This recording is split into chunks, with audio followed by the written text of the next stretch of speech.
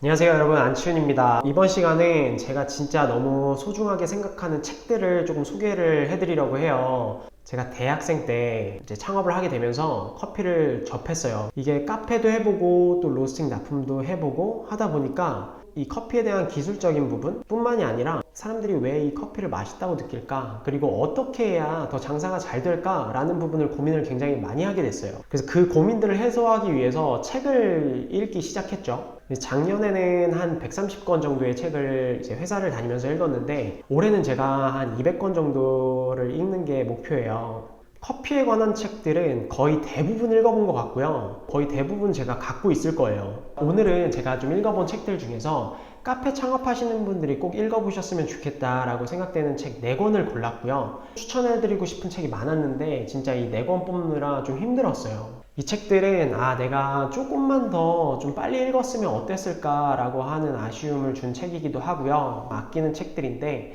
오늘 여러분들께 좀 한 권 한 권 설명을 해드리면서 소개를 하는 시간을 가지려고 합니다. 자, 일단은 첫 번째 책은 짠! 자, 이 맛의 원리라는 책이에요. 최나건 작가님이 쓰신 책인데, 이분이 커피에 대한 책을 몇 권 더 쓰셨어요. 그래서 이분 책들은 굉장히 좋은 책들이 많아서 시간이 되시면 한번 읽어보시면 좋을 것 같은데요. 이 책 같은 경우에는 제가 바리스타 대회를 또 준비하고 커피 책들을 다 보면서 조금 채워지지 않는 뭔가가 있었거든요. 그래서 맛에 대한 책들을 굉장히 많이 찾기 시작했어요, 서점에서. 그러다가 이제 제가 골라서 읽은 책인데 굉장히 재미있게 읽었고 굉장히 도움이 많이 됐거든요. 여러분, 식은 커피에 왜 신맛이 많이 나는지 아시나요? 커피가 식으면은 신맛이 굉장히 많이 느껴지죠. 온도가 낮아진 커피에서 신맛을 많이 느끼는 이유는 신맛이 높아지는 게 아니라 쓴맛과 떫은 맛이 줄어들었기 때문에 신맛을 더 많이 느끼는 거예요. 이렇게 평소에 여러분들이 커피에 대해서 또한 맛에 대해서 가지고 있는 궁금증들을 굉장히 잘 알려주는 그런 책이라고 할 수 있어요. 또 한 가지 이 책에서 얘기하는 거는 맛이 도파민의 분출량에 비례한다고 설명을 하세요. 그러니까 우리가 맛있다라고 느끼는 거는 도파민이 많이 분출되었을 때 우리가 맛있다라고 느끼는 거라는 거죠. 우리의 미각과 후각으로 느끼는 거를 뛰어넘어서 우리의 뇌에서 느낀다는 거예요. 그러면 반대로 우리의 음식, 우리의 커피를 맛있다라고 상대방이 느끼게 하기 위해서는 우리의 고객으로 하여금 더 많은 도파민이 분출될 수 있도록 해야 된다는 거예요. 그러니까 커피 한 잔의 맛뿐만이 아니라 인테리어라든지 분위기라든지 서비스라든지 이런 다른 요소에서도 상대방에게 기쁨과 즐거움을 줘야 그 고객이 우리 카페의 커피가 맛있다라고 기억할 수 있는 확률을 더 높이게 되는 거죠. 도파민을 더 많이 분출시킴으로 인해서요. 그래서 뇌를 안다는 것은 맛을 안다는 거다라고 표현을 해요. 그러니까 이 책은 절반 정도는 우리가 맛을 어떻게 느끼는지에 대해서 설명을 하고, 한 절반 정도는 뇌에 의해서 우리가 이 맛을 어떻게 맛있게 느끼는지에 대해서 설명해 주는 책이에요. 후반에 가면은 커피에 대해서도 이야기를 하고 있어서 꼭 창업하시는 분들이 한 번씩 사서 보시면 정말 좋을 것 같아요. 자, 다음 책은 제가 지금 빌려줘가지고 지금 저한테 없는데 왜 맛있을까라는 책이에요. 이 책은 진짜 너무 좋아요. 여러분, 지금 여러분이 가장 좋아하는 카페 한 곳씩 떠올려 보세요. 그 카페의 커피 맛이 기억나시나요? 아니면은 그 카페에서 받았던 서비스와 인상이 더 기억나시나요? 대부분의 사람들은 그 카페 커피가 맛있었어 라고 이야기를 하면서 정작 그 카페의 커피 맛을 기억 못할 확률이 굉장히 높아요. 하지만 그 카페에서 느꼈던 경험들, 주문할 때 보았던 그 직원의 미소를 기억할 확률이 훨씬 더 높죠. 우리가 그 커피를 맛있다고 이야기를 하는 것은 그 커피를 먹었던 장소에서 경험한 모든 것이 포함이 되는 거예요. 이 책은 우리가 맛있다라고 느끼는 것에 대해서 과학적으로 굉장히 잘 설명해 주고요. 많은 사례들도 함께 이야기를 해줘요. 그래서 앞서서 소개시켜드린 그 맛의 원리랑 이어서 보시면 굉장히 좋아요. 제가 올해까지 다녔던 회사는 한국에서 규모가 꽤 큰 편의 그런 커피 회사였기 때문에 거래처가 굉장히 많았어요. 여태까지 커피를 하면서 굉장히 많은 카페를 운영하시는 사장님들, 거래처, 법인 담당자분들을 포함해서 커피를 하시는 분들을 굉장히 많이 만났죠. 카페도 2번 창업해보고 또 로스팅도 납품을 해보고 하는 그런 모든 과정을 겪으면서 고객들이 평가하는 커피 맛은 우리 전문가들이 평가하는 커피 맛과는 굉장히 괴리가 있다는 것을 많이 경험했거든요. 그러니까 커피를 업으로 하시는 분들은 커피 맛을 알게 되고 또 배우게 되고, 그러다 보니까 내가 커피를 마실 때 느껴지는 다른 경험들은 배제해 놓고 이 커피 한 컵에 대한, 한 잔에 대한 퀄리티에 굉장히 집중하게 돼요. 그러다 보니까 오히려 이 시야가 좁아질 때가 있어요. 고객이 맛있다라고 느끼는 커피와 전문가들이 추구하는 커피가 굉장히 달라지게 되는 거죠. 고객이 왜 맛있게 느낄까? 손님들이 이 커피를 왜 맛있게 느낄까? 라는 거를 이해하고 그거를 적용하는 게 굉장히 중요하다고 생각을 하거든요. 그래서 이 책은 제가 제 업무에 있어서 영업을 하는데 다른 사람들이 이 커피가 맛있다라고 느낄 수 있도록 하는 데에 굉장히 도움을 많이 준 책이에요. 그래서 실제로 이 책을 읽고 성과도 많이 얻었고요.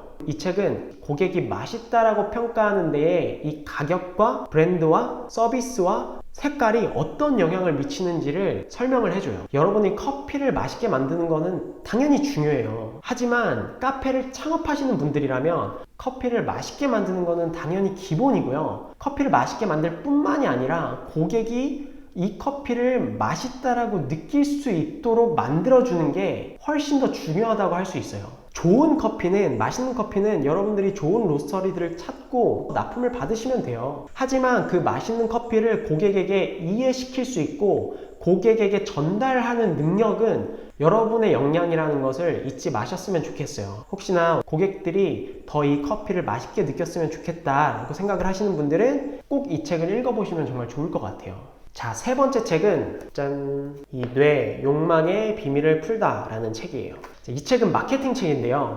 이게 신경 마케팅 분야의 책이에요. 저는 마케팅 책을 크게 두 분류로 나눠요. 한 분류는 이제 마케팅에 대해서 본질적인 부분, 사람들이 왜 소비를 하고 사람들이 왜 이 물건을 사고 왜 이 물건이 좋다고 느껴지는지를 알려주는 그런 본질적인 부분을 알려주는 책. 그리고 또 한 가지는 방법론적인 책이죠. 블로그로 어떻게 마케팅을 해야 되는지, 인스타로 어떻게 홍보를 해야 되는지, 홈페이지를 어떻게 만들어야 효과가 있는지, POP를 어떻게 걸어놔야 더 사람들의 구매율을 더 많이 올리는지에 대한 이런 구체적인 방법론을 알려주는 책이에요. 근데 이 뇌 욕망의 비밀을 풀다 같은 책들은 조금 더 본질적인 부분을 알려주는 책이에요. 자, 사람들이 왜 커피를 마실까요? 여러분 고민해 본 적 있으세요? 왜 사람들이 커피를 마실까요? 이런 경험 있으실 거예요. 어느 카페를 갔는데 와, 이 카페에 커피가 정말 너무 맛없는데 장사가 너무 잘 돼. 근데 그 이유를 모르겠는 거예요. 그래서 사람들이 왜 커피를 마실까에 대한 근본적인 질문을 던지실 수 있어야 더 장사가 잘 되는 카페를 창업을 하실 수 있으세요. 자, 사람들이 커피를 마시는 이유는 그 브랜드의 커피를 마심으로 인해서 자신의 라이프 스타일을 표현을 하고 싶은 욕구가 있어요. 또 우리가 커피를 마시는 이유는